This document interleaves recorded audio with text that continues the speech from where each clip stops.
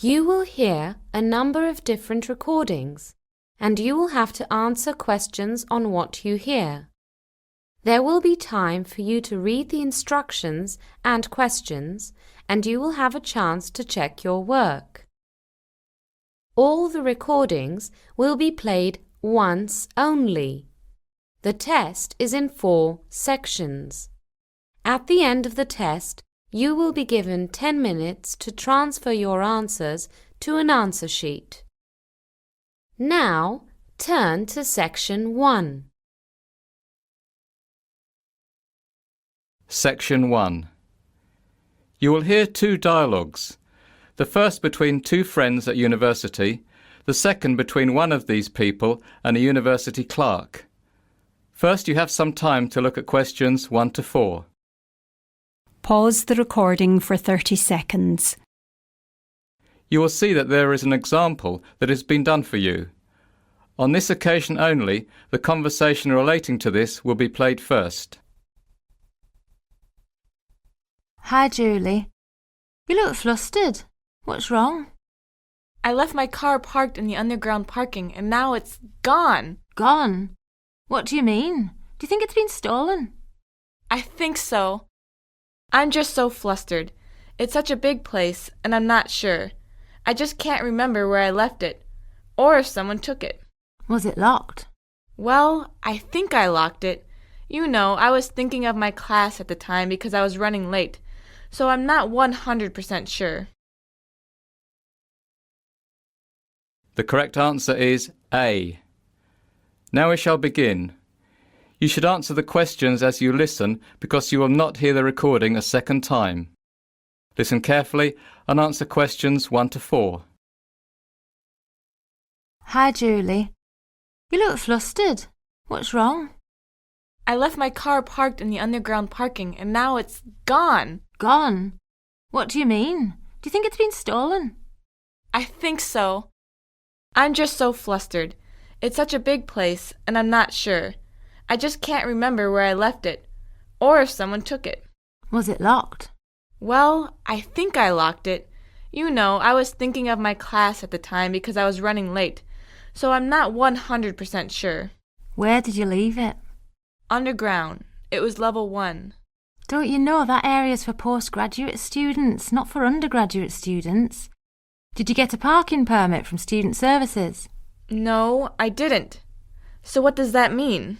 It means that it's probably been towed away. Oh, no. It's the first time I've brought my car. I usually catch the train in. How long has it been parked for? Probably around 4 hours.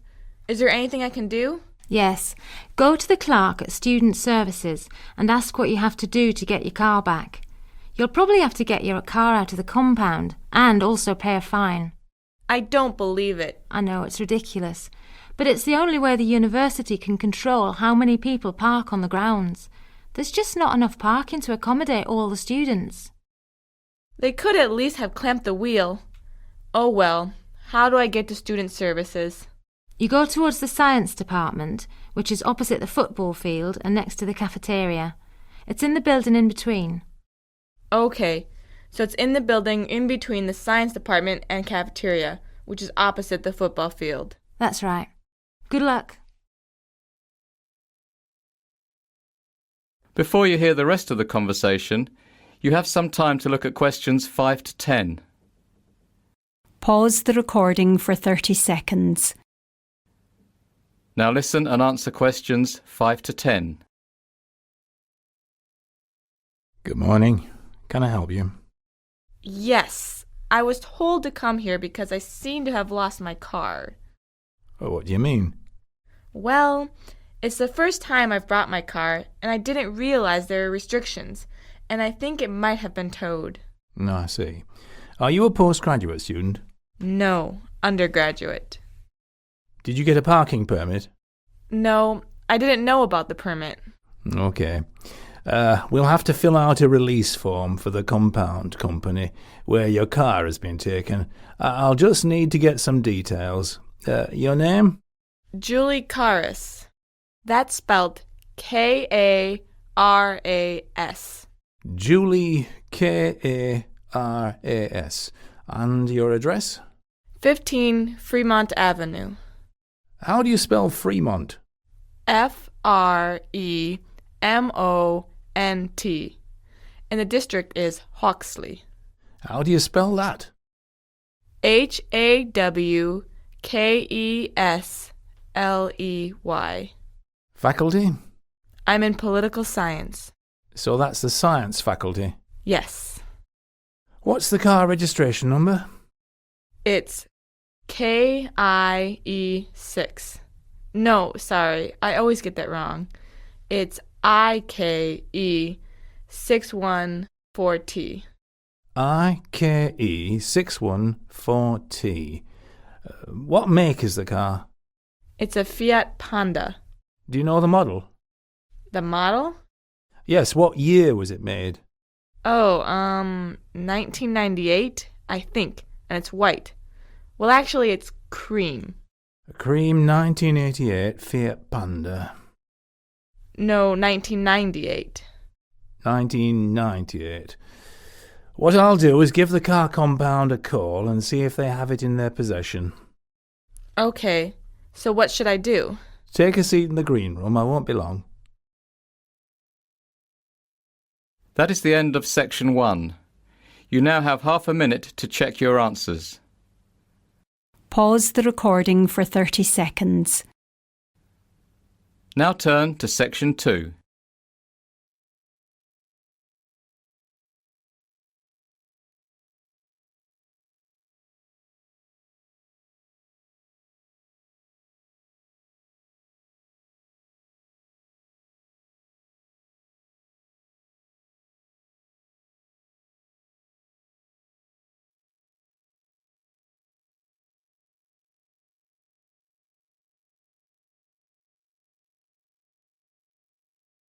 Section 2.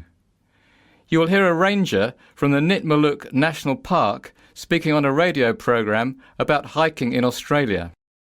First, you have some time to look at questions 11 to 14. Pause the recording for 30 seconds. Now listen and answer questions 11 to 14. The Jatbula Trail, located within Nitmaluk National Park, is a 4 to 5 day trek in Australia's Northern Territory. It follows an ancient Aboriginal songline, and the boulders along the way are scattered with rock paintings. There are 5 campsites along the trail. First, Biddlecombe Cascade, then Crystal Falls, 17 Mile Falls, Edith River Crossing, and finally Sandy Camp Pool. Only 10 people at a time are allowed in each campsite, so you must book in advance, although usually you will not see another person on the trail. Every campsite has a source of permanent water, but otherwise facilities at each campsite vary. Your first stop, Biddlecombe Cascades, has toilets and an emergency call device. The next 2 stops, Crystal Falls and 17 Mile Falls, are the most developed campsites. Both offer toilets, an emergency call device and a checkpoint where you must sign in to help rangers locate you in case of an emergency. Edith River Crossing also has a checkpoint and an emergency call device, but no organised toilets are provided. Sandy Camp Pool is the most primitive site of all. There is nothing there other than a beautiful sandy beach where you can pitch your tent. Before you hear the rest of the talk, you have some time to look at questions 15 to 20. Pause the recording for 30 seconds. Now listen and answer questions 15 to 20. The trail begins at Nitmaluk Centre, where you must register and pay a deposit of $50. After registering, you may begin your trek. You'll follow the trail overlooking 17 Mile Creek on your left for 8 kilometres until you reach the first campsite, Biddlecombe Cascades, where you'll stop for the night. On the second day, the track leads north from camp. After you've walked for about 5 hours and 10.5 kilometres, you'll reach Crystal Falls campsite located at a sharp bend in the trail. There's a marked trail from the campsite to the Crystal Fall viewpoint. Crystal Falls is 30 metres high and it's breathtaking, so be sure to have a look. The next day you'll change direction and head west across the valley, and then northwest again for about 9.5 kilometres. The track is quite even and flat for the first part of the day, which is a welcome break from the rocky ground of previous days. Before you reach the next campsite you will pass the amphitheatre, a butterfly and frog-filled canyon that's important to the Aboriginal people who have left intricate rock paintings on the rock walls. A few kilometres further you'll come to 17 Mile Falls campsite, besides a series of rock pools and small cascades above 17 Mile Falls Creek. There is a lookout over the falls that shouldn't be missed and is particularly beautiful at sunset. On day 4 you'll take your longest hike, 15.5 kilometres going to the west. You'll cross a boggy area as you approach the Edith River. If you're tired you may camp here where you first cross Edith River, or instead follow the river south, crossing it several more times before you reach the campsite at Sandy Camp Pool, where you can spend the last night of your adventure camping on a sandy beach beside a tranquil waterhole. Leaving Sandy Camp Pool, the track continues through woodland until you pass a checkpoint at Edith River South. From here the trail is lined with the river on the left-hand side and high rocks on the right.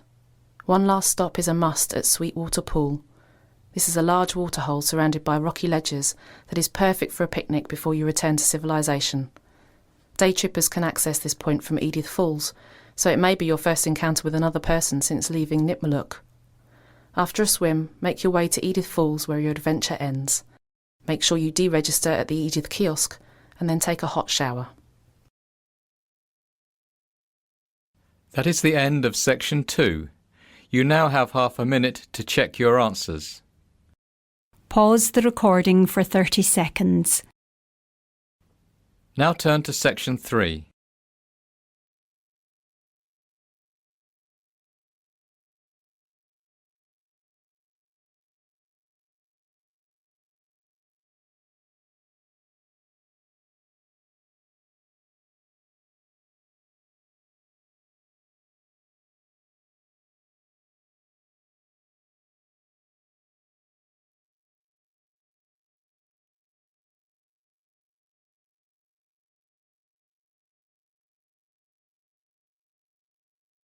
Section 3. You will hear Laura, a laboratory technician, talking to Jamie and Denise, 2 students, about the procedure to get their final year chemistry projects approved. First you have some time to look at questions 21 to 25. Pause the recording for 30 seconds. Now listen and answer questions 21 to 25. Hi there, I'm Laura. I'm the laboratory technician for these chemistry labs, and Professor Mills has asked me to explain the procedure that you'll all have to go through to get your final year projects approved. Most of the procedure involves safety concerns, which we take very seriously. We don't want any uncontrolled explosions, no fires, and definitely no incidences with toxic gases. You mean like what happened in 2008 when the whole science block had to be evacuated? Yes, exactly. So you've heard about that already, Denise? Professor Mills told us about it on the first day of class. It was hilarious. Yeah, but I reckon some people must have gotten into a lot of trouble. To be honest, it was mortifyingly embarrassing for the chemistry department, because not only could no one identify what the toxic substance was, but also at the time of the incident no one was actually authorised to be carrying out experiments with any toxic substances whatsoever. Turned out a student had got a bit bored and had decided to do some spontaneous experimentation by mixing up some random powders that were lying around. This is actually incredibly foolish, because there are some extremely dangerous substances in the laboratory stores, and everyone was utterly shocked that someone of college age would do something so childish and irresponsible.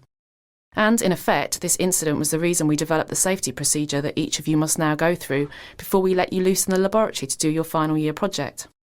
The procedure will force you to be really aware of safety issues, so just in case, at the moment, any of you think it would be a laugh to mix up some colourful substances or light things on fire for no reason, by the time you've worked your way through the procedure, you'll at least pause for a second thought. At least we would hope so. So, can I ask something? Yes, Jamie? So, we're basically being punished because some other student was irresponsible? Actually, the approval process isn't as bad as that. We can't really call it a punishment. It seems really very long and cumbersome at first, because you'll have to get a lot of different tasks stamped for approval by a lot of different staff members, and I'm sure most of them will have various concerns and suggestions. But my aim today is to break down the process and explain all the different steps to you so that it doesn't seem quite so bad. Before you hear the rest of the talk, you have some time to look at questions 26 to 30. Pause the recording for 30 seconds. Now listen and answer questions 26 to 30.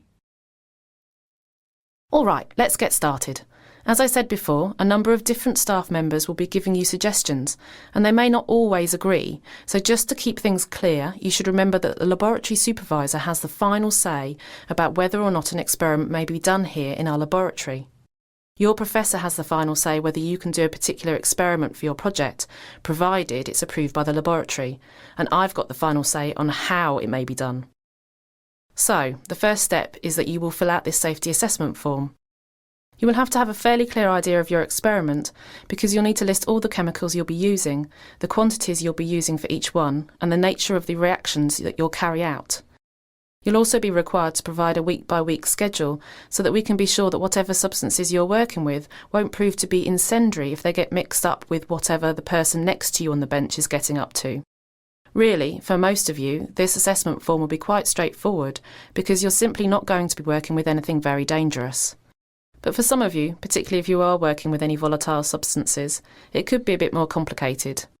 You might have to justify the use of certain substances, or only be allowed to use them on particular days. Now then, after you've filled out your safety assessment form and given a copy to your professor, you will submit it to the laboratory supervisor and he'll review it. This could take a couple of weeks, so do it early. Don't leave it to the last minute. He's a busy man. The laboratory supervisor will eventually make a recommendation to your professor about whether the experiment can go ahead, requires modifications, or may not be done. Next, your professor will either approve the project or not. If your professor does not approve the project due to safety concerns, then you, the student, will be notified and you'll begin the process over again by submitting a new safety assessment form that takes into account those troublesome safety issues. Is everyone with me so far? I have a question. Yes, Jamie. So if we have to wait weeks for the laboratory supervisor to give his approval, and then we have to redo the form, we're going to be quite behind our classmates who got approval on their first go. That's a bit unfair, isn't it? I mean, some people are going to have an advantage of several weeks over other people. Well, you needn't really worry about getting behind at this stage. After all, you'll have 6 months to work on your final project.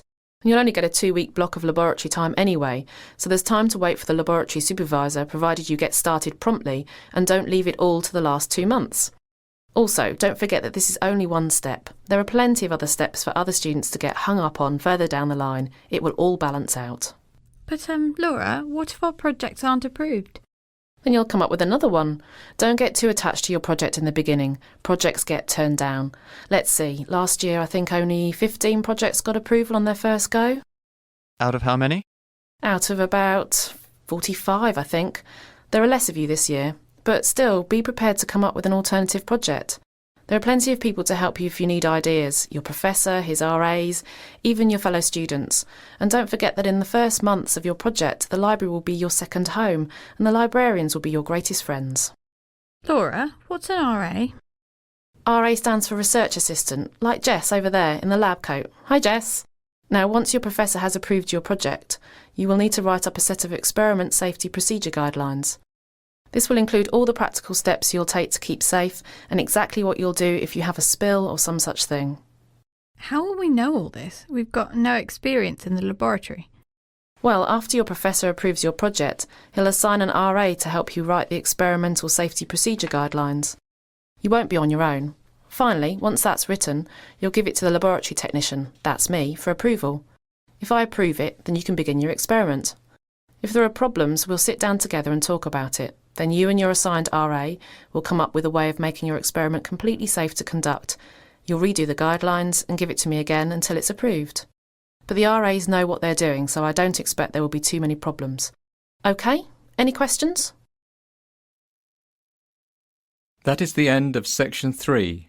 You now have half a minute to check your answers. Pause the recording for 30 seconds.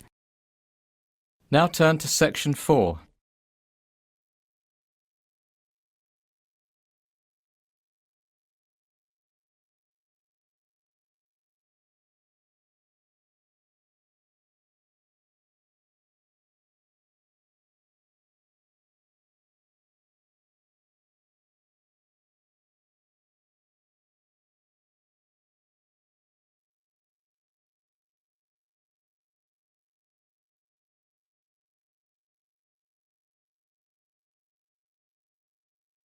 Section 4.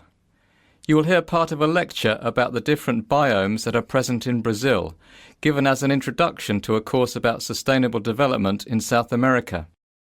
First, you have some time to look at questions 31 to 40. Pause the recording for 1 minute. Now listen and answer questions 31 to 40. To begin our topic on sustainable development in South America, I would like to briefly acquaint you with the 6 biomes present in the country. Each of these biomes has its own geographic and environmental features, has unique resources that people may exploit, and indeed, each is facing different threats from human development. Biomes, if you recall, are regions that are climatically and geographically defined and contain distinct communities of plants and animals. They are sometimes named for the plant communities that occur, such as forest, savanna and grassland, whether these plants are evergreen or deciduous, and climatic factors as well, for example tropical, temperate, etc. Alright, let's take a look at this map of Brazil. The largest biome in Brazil is the Amazonian rainforest biome, which you can see located in the north of the country. It's one of 2 rainforest biomes in Brazil, the second being the Atlantic rainforest biome, which is located in a relatively narrow strip running up the eastern Atlantic coast. In the very southernmost part of Brazil, bordered by the Atlantic rainforest, lies the very small and relatively unstudied Pampas biome, which is grassland. Finally, stretching like a belt across the middle of the country, between the 2 rainforest biomes, lie the Pantanal, the Cerrado and the Saatinga. Starting at the left of the map, you can see the smallest of the 3, which is the Pantanal biome, a unique seasonally flooded wetland area. In the centre of the country is the Cerrado, the second largest biome in Brazil.